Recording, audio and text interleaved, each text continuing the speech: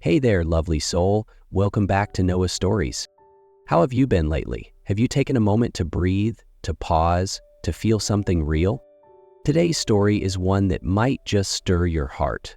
A quiet kind of love, born not from grand gestures, but from sacrifice, understanding, and the courage to rebuild. Grab a cozy drink, find a quiet spot, and let's step into the world of Lucas and Mira. This one stays with you. Lucas had always been a determined man. From a young age, he knew exactly what he wanted: to create architectural works that would leave a lasting mark.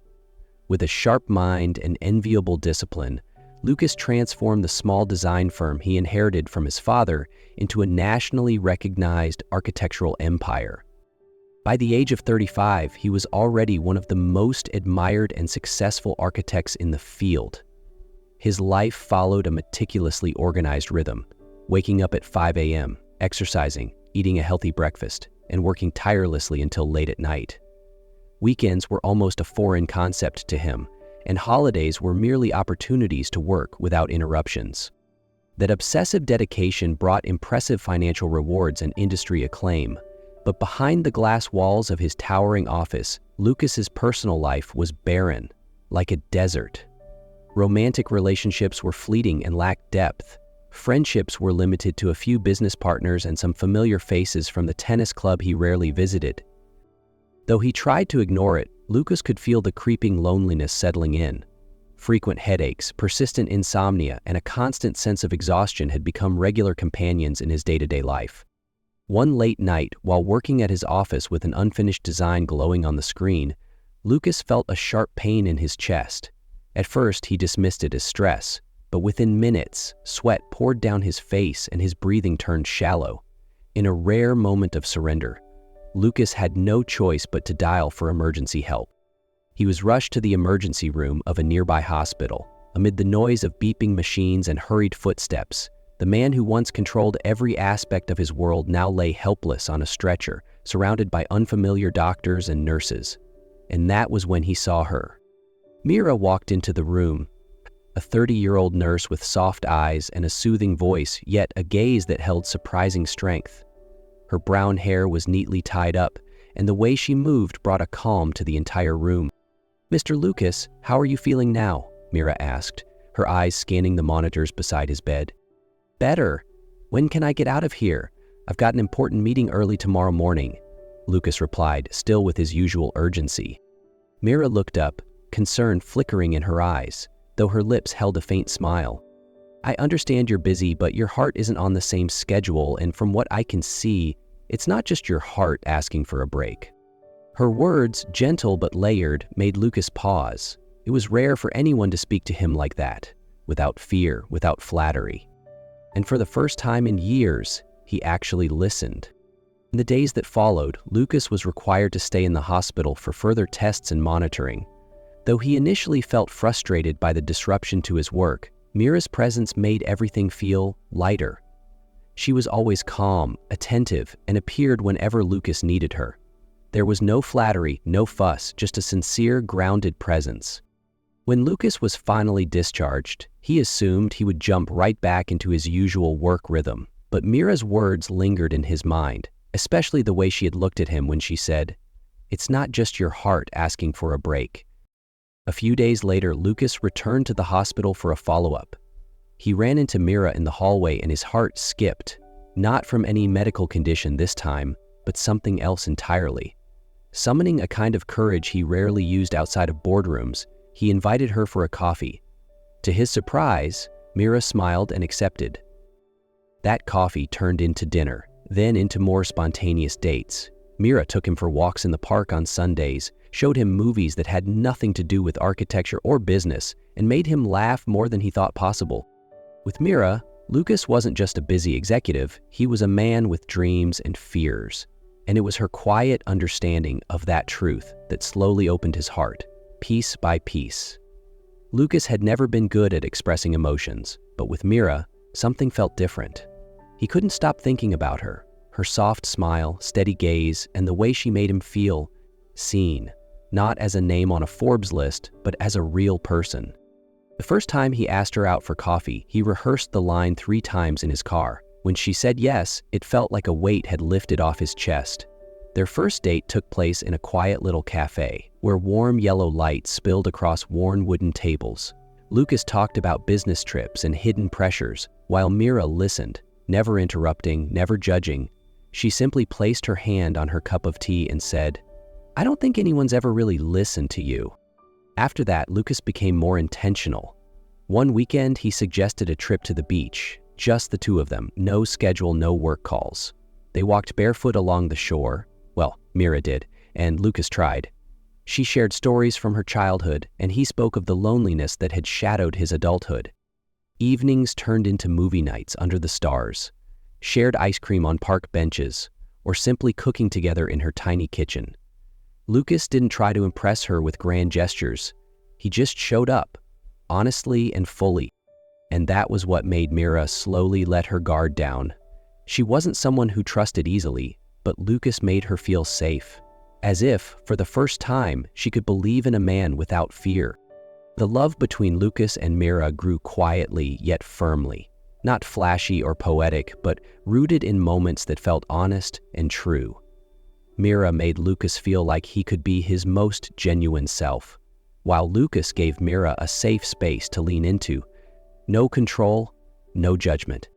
6 months after their first trip to the beach, Lucas proposed.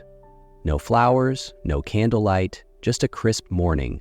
Looking at her through a misty window, he softly said, "I'm not sure I'll ever be the perfect husband, but I'm certain I want to learn how to be one. With you." Meera paused, then smiled. For her, love didn't need to be grand, just real. They held a simple wedding in the garden Meera always loved, warm, intimate, with only those who truly mattered. Meera was radiant in an elegant white dress, and Lucas watched her walk toward him as if she were the only person left in the world. The months that followed were among the happiest of their lives. Lucas started to slow down, delegating more work, reducing weekend meetings, and spending more time at home. He discovered joy in cooking with Meera, reading side by side, or simply talking aimlessly at the end of a long day. Meera continued her work as a nurse, living as simply as she always had. She never asked for anything, never mentioned wealth or status, and that made Lucas love her even more each day. Lucas's mother, Eleanor, deeply adored Meera. From their first meeting, she had said, "That girl has the warmest eyes." Meera didn't treat her like a duty, but like a second mother. They spent afternoons gardening, cooking together, or chatting for hours. Eleanor once told Lucas, "Meera brings a kind of peace I don't think you've ever had before."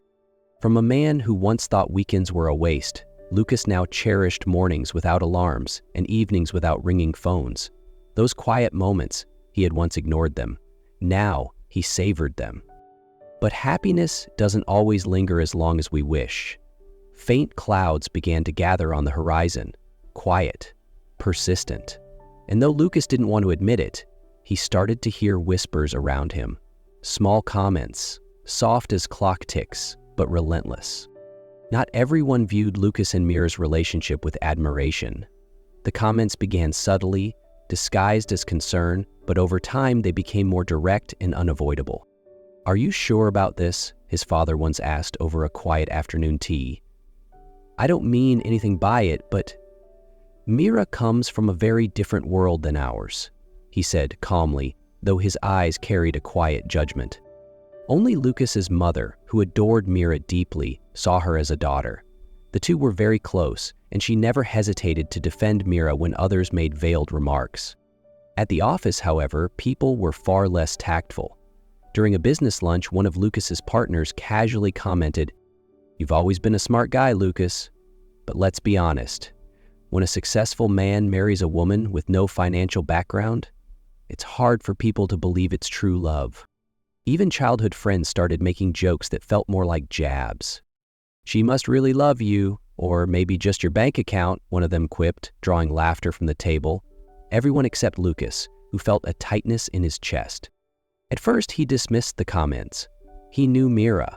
She had never asked for anything, never once shown interest in wealth. But those words, quiet yet relentless, chipped away at his certainty like rain carving into stone, each one echoing louder in his silence, until doubt didn't just seep in, it settled. He started observing her more closely, how she never wanted expensive things, how she was content with simple dinners at home. Was that sincerity, or was it a way of appearing uninterested? Once planted, doubt began to grow, quietly, persistently. Lucas's quiet doubts eventually turned into a noticeable distance. He began canceling plans abruptly, using work as an excuse to avoid anniversaries, and stopped giving the small, spontaneous gifts he used to give Meera. He waited for signs of frustration, but none came. Meera only smiled gently and said, "I understand." Her patience, instead of calming him, only deepened his unease. He wanted something, anything, to confirm his suspicions, but Meera's calm presence only made him feel smaller, more conflicted.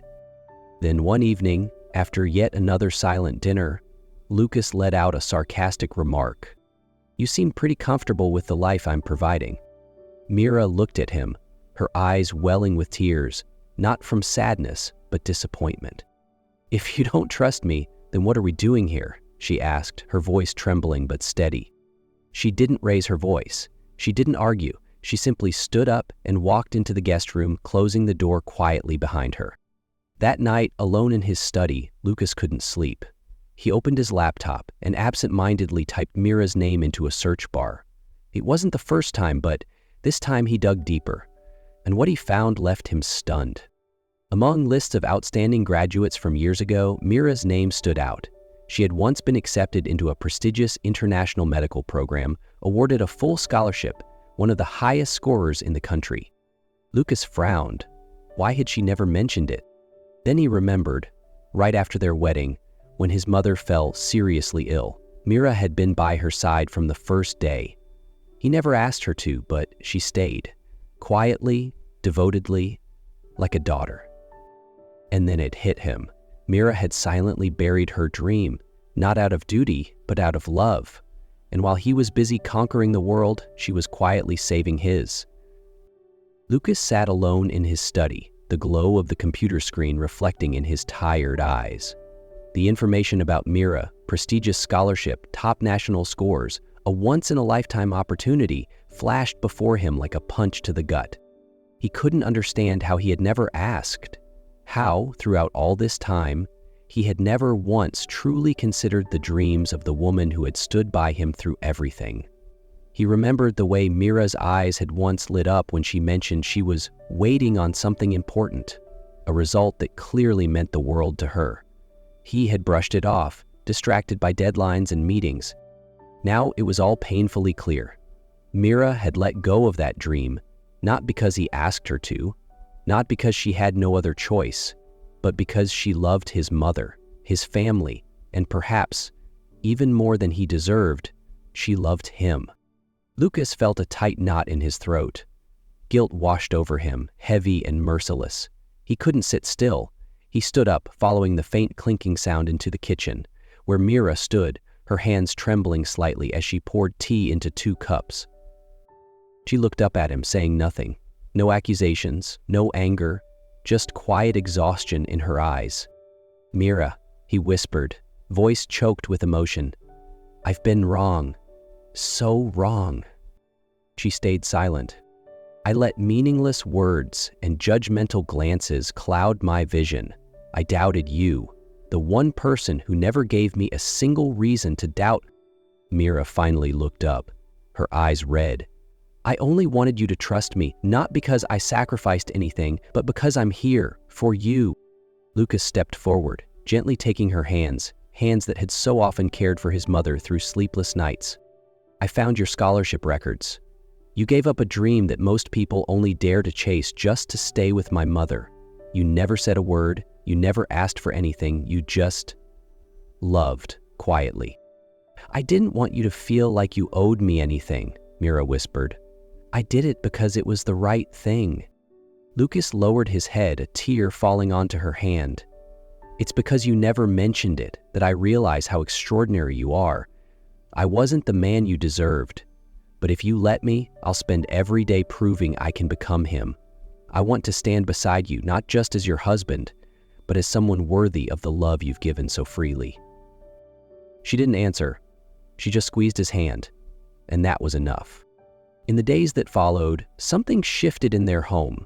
The silence that had once felt heavy now felt gentle, like two people learning how to listen all over again. Lucas became more present. No more late-night meetings, no more bringing his laptop to bed. He began to prioritize the little things: a quiet breakfast with Meera, an afternoon walk around the neighborhood. Then, 1 week later, Lucas walked into the living room holding an envelope. "I have something for you," he said, placing it gently in front of Meera. She opened it and froze. An acceptance letter from a local medical university. Her eyes widened in disbelief. How did you do this?" Lucas smiled. "I called in a few favors. You already had the credentials. You just needed someone to notice. The rest is all you." Meera's voice trembled. "I thought that dream was too far gone." "That dream was always here," Lucas said, placing his hand over her heart. "I just helped you see it again." And so a new chapter began. Meera started her first days at medical school, not with pressure, but with the excitement of someone finally walking her true path. Lucas drove her every morning, waiting at a nearby cafe whenever her classes ran late. In the evenings, they studied together. Lucas didn't understand much about medicine, but he sat beside her anyway, just so she wouldn't feel alone. Their life no longer revolved around fancy dinners or luxurious gifts. Instead, it was built on shared moments: simple meals, warm hugs after exhausting days, spontaneous laughter amid the routine. Lucas learned to measure success not in contracts signed or projects completed, but in the way Meera's eyes lit up when she described an interesting case study. And Meera, no longer the quiet supporter in the background, now stood in her own light, living her dream and being loved for exactly who she was. One spring afternoon, as they strolled through the park hand in hand, Lucas looked ahead and said softly, "I don't know what the future holds, but with you by my side, I know we can face anything." Meera smiled, gently squeezing his hand. "I feel the same. I never imagined love would be like this. And I know this is only the beginning." And that's the story of Lucas and Meera, proof that love isn't always loud, but is always powerful. If this story touched something in your heart, let us know in the comments. Have you ever witnessed a quiet kind of love like this? Don't forget to like, share, and subscribe for more soulful stories from Noah's Stories. Until next time, take care of your heart and stay open to the gentle kind of magic life offers.